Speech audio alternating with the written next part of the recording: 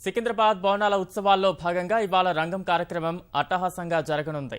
అమ్మవారు ఆవహించిన అవివాహిత మహిళ స్వర్ణలత భవిష్యవాణిని వినిపించనుంది. ఏడాది పాటు రాష్ట్రం ఎలా ఉండనుంది, కరువు కాటకాలు, వర్షాల సమాచారం చెప్పనుంది.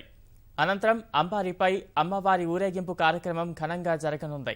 పలహారం బండ్ల ఊరేగింపు, పురవీధుల్లో అమ్మవారి ఊరేగింపుతో ఉజ్జయిని మహంకాళి బోనాల సంబరాలు ముగియనున్నాయి. సికింద్రాబాద్ బోనాల ఉత్సవాలు అట్టహాసంగా జరుగుతున్నాయి. 2 రోజుల బోనాల ఉత్సవాల్లో భాగంగా తొలి రోజు లక్షలాదిగా తరలివచ్చిన భక్తులు అమ్మవారికి భక్తి శ్రద్ధలతో బోనాలు సమర్పించారు. ఇవాళ రంగంలో భాగంగా భవిష్యవాణి కార్యక్రమం జరగనుంది. బోనాలతో పాటు భవిష్యవాణి వినేందుకు సైతం భక్తులు పెద్ద ఎత్తున తరలివస్తారు. వచ్చే ఏడాది కాలంలో ఎలాంటి మార్పులు సంభవిస్తాయనే అంశాలను తెలుసుకునేందుకు ఆసక్తి చూపుతారు.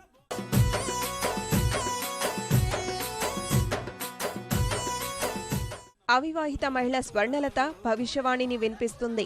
పచ్చికుండపై ఆసీనురాలై రాష్ట్రంలో జరగబోయే పరిణామాలను వివరిస్తుంది.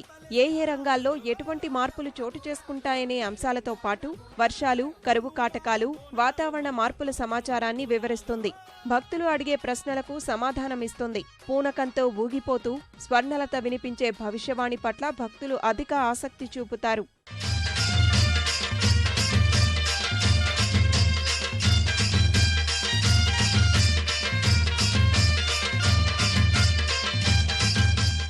ఈ సందర్భంగా పోతురాజుల విన్యాసాలు, వీరంగాలు ప్రత్యేక ఆకర్షణగా నిలుస్తాయి.